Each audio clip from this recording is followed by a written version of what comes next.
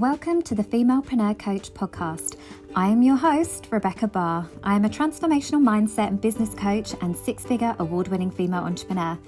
Ladies, I'm here to tell you that business and making money doesn't have to be hard when you're in alignment and flow. Inside this podcast, I will be showing you how to transform your mindset to program it for success, how to maximize your money vibrations, and how to redesign your business for ultimate financial and time freedom.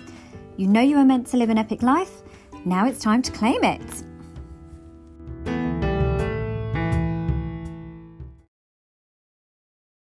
Hi ladies, welcome to another episode of the Femalepreneur Coach podcast. I'm your host, Rebecca Barr, and I'm really excited to talk to you today about the better it gets, the better it gets. And really, that's kind of a throwaway statement, but really leaning into the power of that statement. So this was something that came up for me. And I always say with things like money mindset and life in general, obviously I started as a life coach, before a business coach, before a mindset coach, before a money coach. There's always that dance between how, we are our reality is a projection of our internal belief system. So if things are feeling hard, then it's chances are we're the ones that are making it hard. And I had this come up for me, and also with personal development and all the things, and any sort of growth, spiritual growth, financial growth, mindset growth, all of the things, like the work is never done. You are never one and done, no matter what anybody tells you. And I'm a hypnotherapist and I work with deep subconscious work and all the things. But the reality is, like, every scenario, every situation is going to create a new something that needs to be navigated. And it's even for me, like, I'm not done. The only difference for me now versus where I was 7 years ago is that I've got the tools and the resources to recognize when I am in almost like a pattern of self-sabotage, or in where I'm playing small, or where I'm not really going all in or all out on what it is that I want. And then I can course correct very quickly, and I can take back my power from that situation. So the reason that I kind of, even landed on this as a topic for my podcast was because I caught myself in that moment, right? Anybody that's been watching my growth as a business coach, or as a Wealth Activator, all of the things, has probably seen my rapid growth over the last 18 months. Like, it's been insane. The things that I've been involved in, the women that are now part of my network, the opportunities that I've had, the events that I've created, the success that I've had, the projects that are upcoming, like the press, the exposure, the visibility, all of the things has been a lot, and it has gone from strength to strength, and it's got better and better and better. And I've been to LA, and I'm going to Florida later this year. I'm going to be interviewed by Fox News, which is super exciting. And it's been amazing. But prior to that, things weren't that way, and they haven't been that way for a long time in my life. And I've had this continual, it's something that I talk about when I talk about my money mindset journey, where I've had the feast and famine cycles in my life. And it's always interesting to me, and I'll obviously go into why that is, and because essentially everything stems back from childhood. But even when I think I've done the work, little things will come up. So for me recently, I attended a beautiful luxury dinner with my mentor in London that was just the most incredible experience.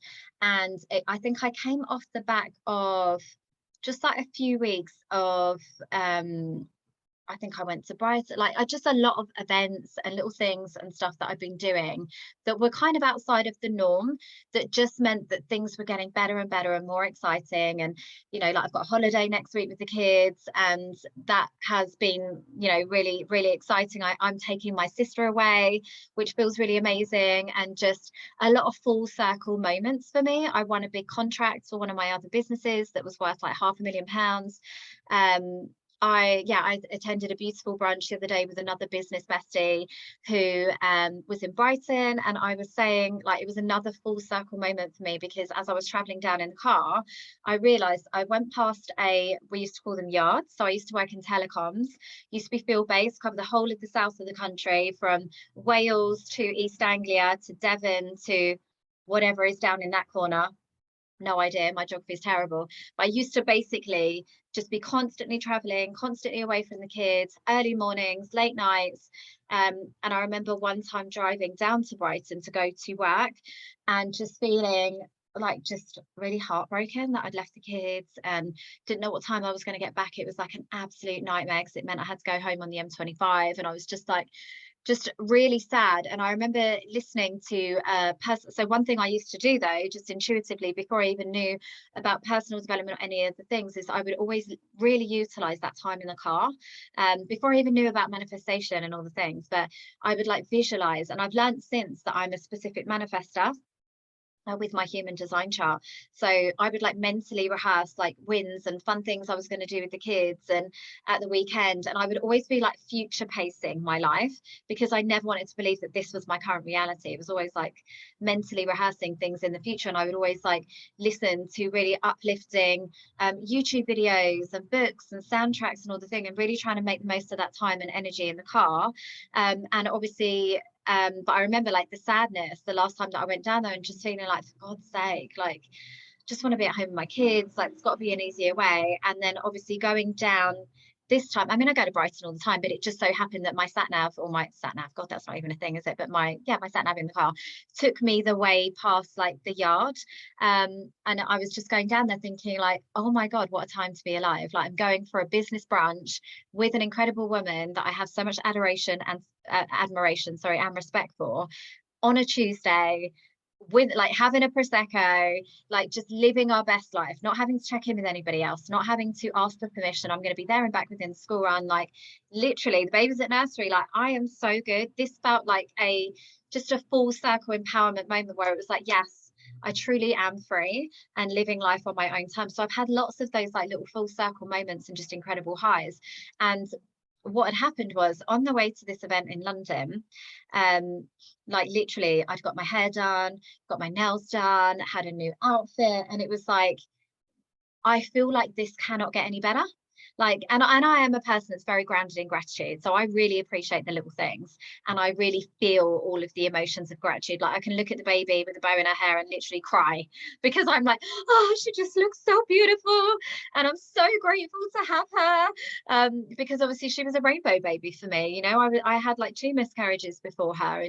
And so I never have been a person to take for granted anything in life. Like I just know how fleeting life is. And as much as I'm super spiritual and I get comfort from the fact that I'm going to be able to live on, even when I'm not here, and stalk my kids for years to come, like I am just so goddamn grateful to be here. I always joke I'm like Niall from One Direction, where he's like, how is this my life? I'm just so grateful to be here.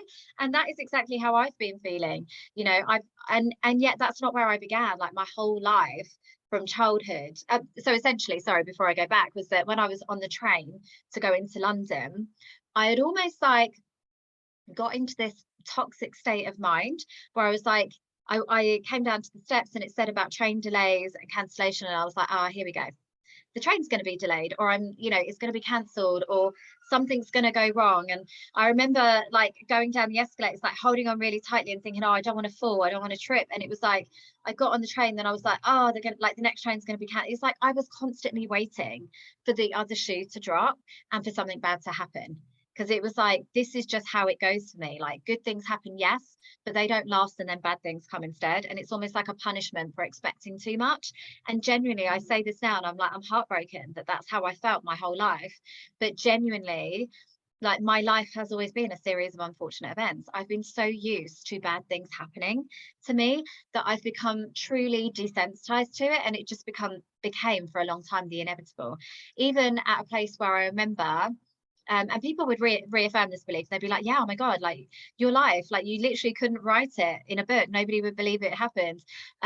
Or they would be like, yeah, you must just be so unlucky. Like, and people would affirm this belief around me that I just had this really unfortunate series of cards that were dealt for me right back from early childhood. When my dad passed when I was young, I had like horrible stepdad. I had like awful things happen to me when I was young.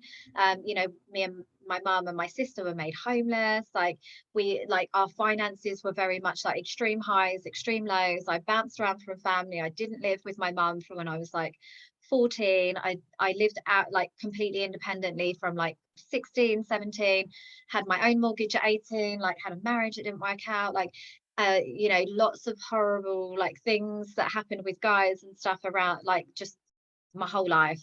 And just couldn't write this shit. So I realized as I was going down the train, and I was so worried that I was going to fall over or something bad was happening, or I'm not going to find it, and I really caught myself in the moment. And it's like I had to do that work, that inner child healing, for my like 7-year-old self that had just had the shittest time up till that point, and just be like, it's okay, you're safe, like you're okay. It gets to be good. And I'd even like Googled shamans and actually looked at shamans to see if I had a curse on me or my family line, because it was just, you couldn't write it, like genuinely. And I've got a bit of a morbid sense of humor about some of the things that happened to me because it's a coping mechanism. And I remember saying this with a client who's also like an empowerment coach, and I was like, I've realized a lot of the aspects of my personality are actually trauma responses. And she's like, yes. And that's the thing, the work is never done. Like now, as I stand here today, I know that things don't have to be that way, and what goes up doesn't have to come down, and actually it does get better and better and better. But I was thinking to myself, like, I can't be the only one. We're living in such unprecedented times. There's no end of opportunity right now for women particularly, but also anybody that wants that life of freedom. And yet everybody wants to tell us that the sky is falling. Everybody wants to tell us to be cautious, to be safe. Don't think too big. Nobody's buying. Oh, there's a recession coming in.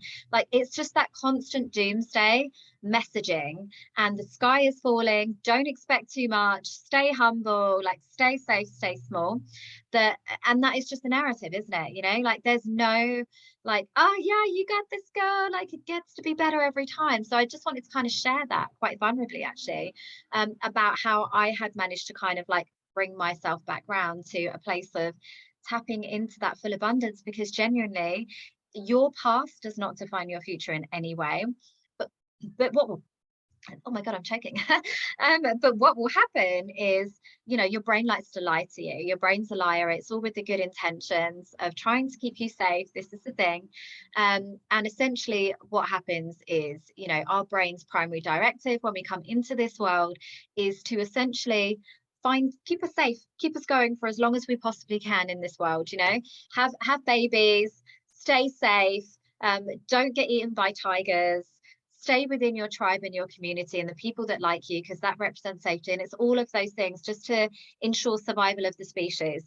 At no point did it wonder if we were fulfilled, happy, or any of the things. It just wanted to keep us safe. And that's essentially what will happen. So we'll always have that internal mechanism of, this is, energy saving. Every time we try and do something new, something exciting, something that we haven't done before, our brain will automatically want to rein us back in, because not only is it, well, we don't know what's going to happen if you do that thing. If you go live on Instagram, or if you really put yourself out there, like, we don't know, something negative could happen. Somebody could judge you, God forbid. Somebody could be mean to you, and that means that people don't like you. That means you're not safe. So let's not do that thing. Let's stay over here and procrastinate for a little bit more. Like, that's the constant dialogue that's going on unconsciously in your brain in order to keep you safe. But also, when you go and do something that you haven't done before, also, girl, that's tiring. That's using up extra energy that your brain does not want to use, because it's trying to send all of your energy to your main bodily functions and organs. And we forget that as well. We are inherently lazy creatures that just want to stay in a state of homeostasis, just want to stay where it's familiar. And that's why we recycle like 95% of our thoughts throughout a day will be exactly the same as the day before. That's why we create habits, because every time we have to do something new, every time we have to create neural network pathways in our brain and take different actions and create different beliefs, like, that's exhausting. Our brain is like, what are you doing? We should just stay, even if it's toxic, where everything is familiar. Because even if something bad happens and it's not good for our ultimate happiness, like, at least it's the better the devil right? Like, we know what's going to happen, even if it means like that guy is going to be awful, because also we get addicted to the stress hormones as well. That's the thing. Every time, and that's a whole nother podcast episode in itself, how we can also become addicted to the struggle and addicted to the hustle and addicted to the negative toxic patterns. But yeah, so there's so much that goes on, and I wanted to kind of just kind of share with you that journey, in case you are at a place where it's like, unconsciously holding yourself back, because the thing is, it becomes the self-fulfilling prophecy. This is the thing. If you think that bad things are going to happen all the time, you can unconsciously manifest that in your reality, because you are coming from that place of lack. So if you know what it's like, if you think that your partner's going to cheat and you're always on eggshells, going into self-preservation mode, where you're like, well, they're going to leave anyway, so I'll just stay over here. I'm not really going to get invested. I'm only going to have one foot in, one foot out. Everything he says is an argument, because you're waiting for that thing to be revealed. Then you will unconsciously push that person away. You will not be open and receiving to that person's love, because you're always waiting for the but. So therefore, guess what? That's probably what's going to happen, because they're going to feel that like repulsion. You're almost like repelling that person. And I've definitely experienced this in relationships where I'm used to people treating me like shit. So I just kind of unconsciously manifest people that are like, oh, you're available for that? Where have you been all my life? Let me come right in. Like, here I am. Here's that guy. And I've realized that I'm the one that is unconsciously manifesting it, and it does become the self-fulfilling prophecy. Same within business. I see a lot of the time where women are holding themselves back with fully getting visible, fully committing, and it is a self-preservation mechanism where they're like, well, if I don't go all the way in, and I just kind of somewhat lean in, and I'm just a little bit curious, and I don't really invest or put myself fully in that room, or really like put skin in the game, then if it doesn't work out, it doesn't matter, because I wasn't really trying anyway. And now I've got my get out of jail free card.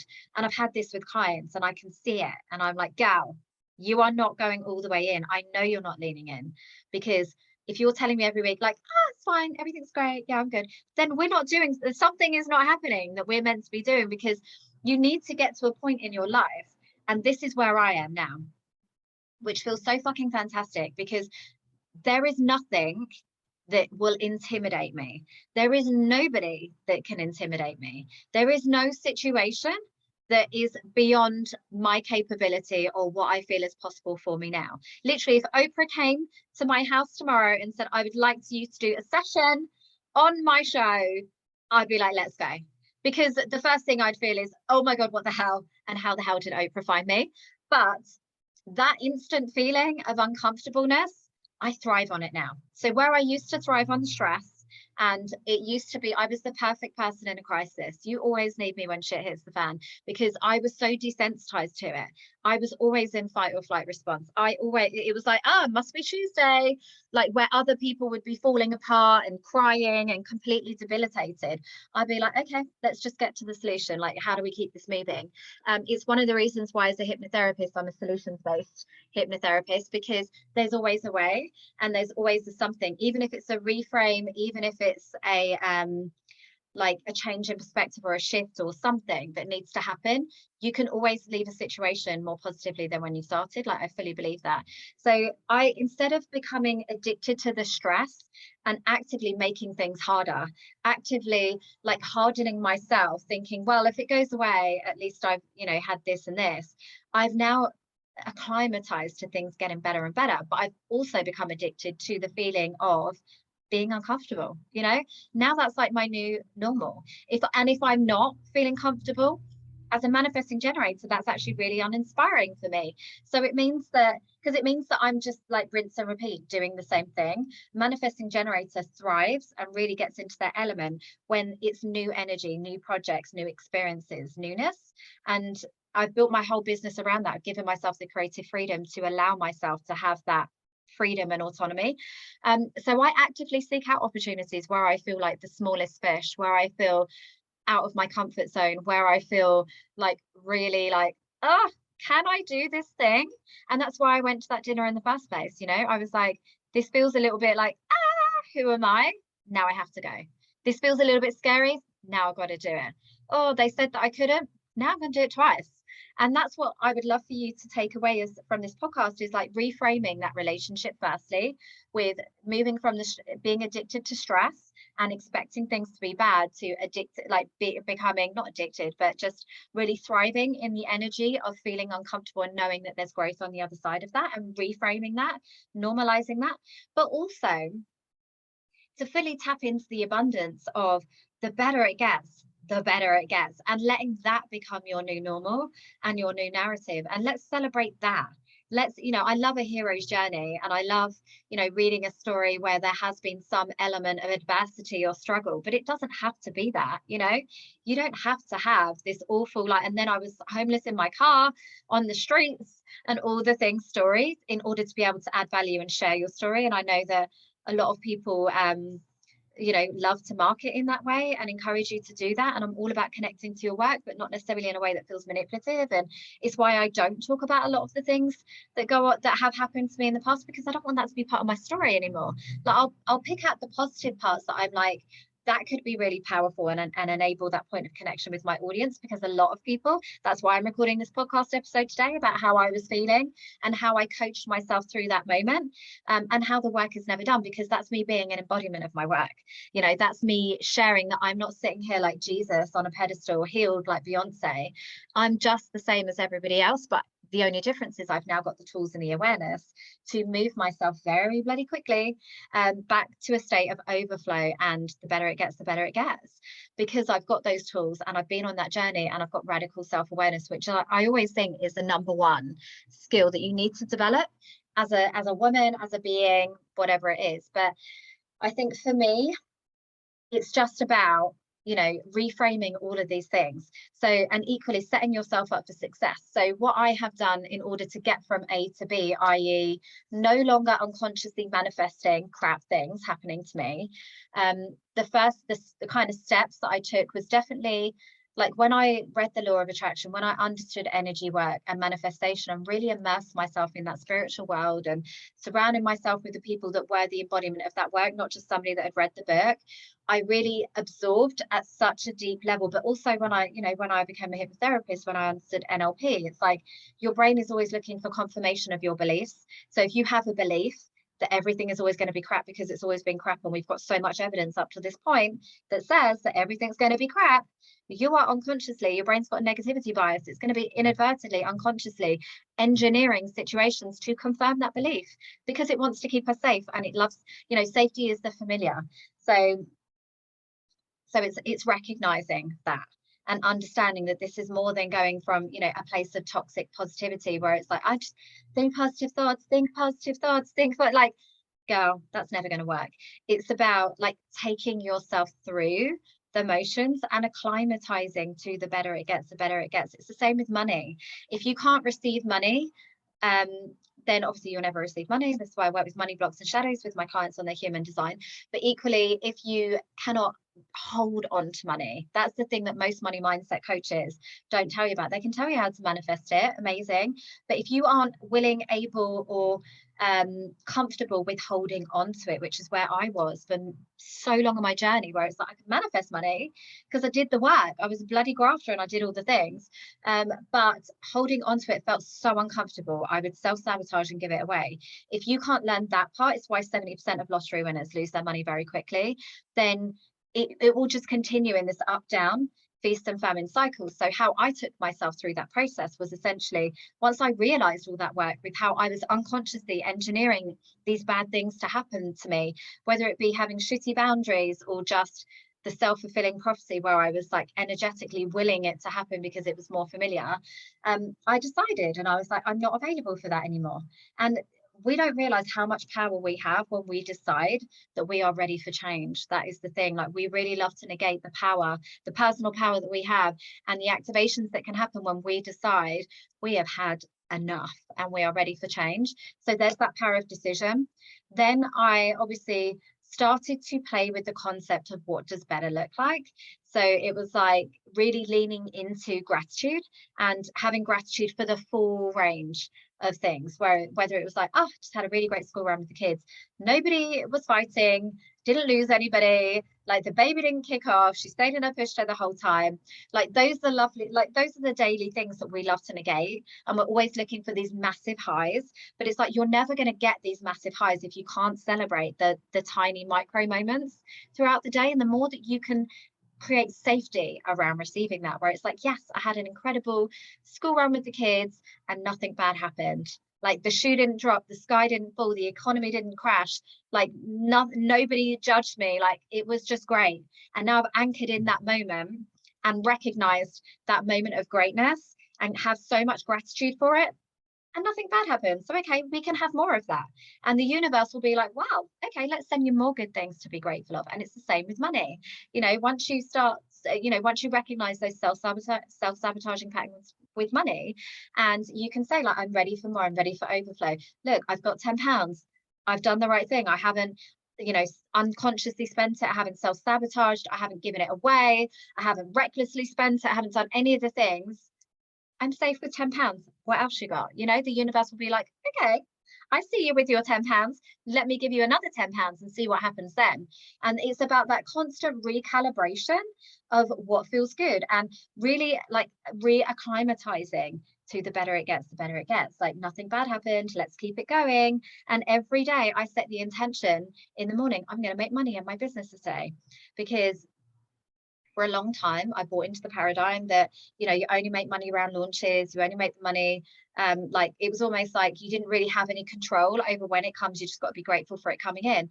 And I decided to play with the idea of, I want to make money in my business every day. Now, disclaimer, I don't make money in my business every single day, but the more that I focused on it, the more it has expanded, the more that I have come up with creative opportunities and possibilities for me to even receive more money in my business every day. And the amount of days that I do receive money in my business every day has increased tenfold. So I've been tracking it because I'm curious, not from a place of ego or it needs to work or push energy, just because I'm curious. Like, I'm always trying to look at new ways to embody the work and the things that I teach. That's why I'm doing the Academy relaunch 2.0, because things that I taught on 2 years ago probably won't feel as aligned to me. My language will be different, my energy will be different, my confidence will be different, my conviction will be different, because I'm different. So I'm going to continually up level the way that I'm teaching my clients and the materials that I'm using in the training. And nobody told me I had to, but I want to. I'm a person of integrity. So that's what I'm doing right now. And it's just that constant like testing phase with business that I'm always in, that I just love.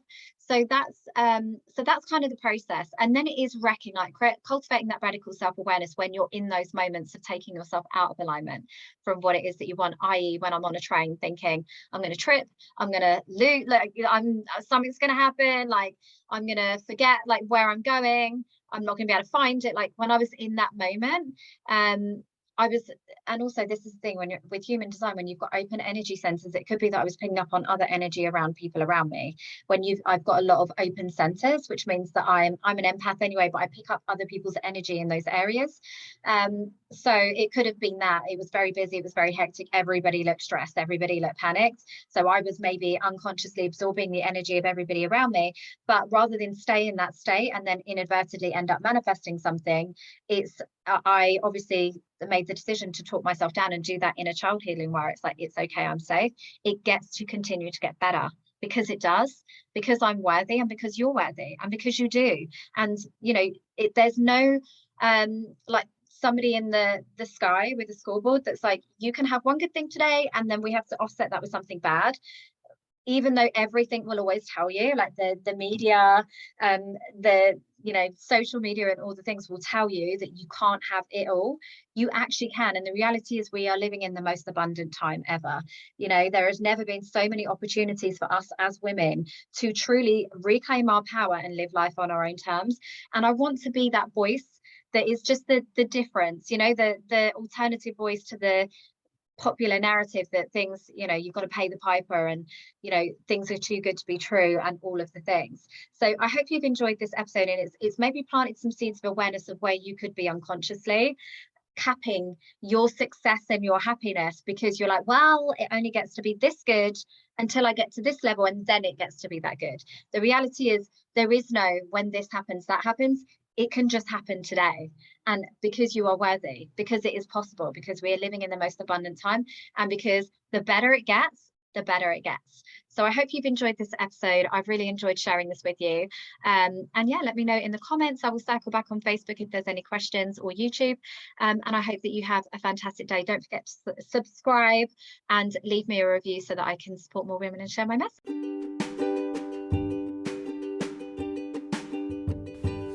thank you for listening to this episode. It's been amazing to share this time with you, and I feel honoured to be part of your journey.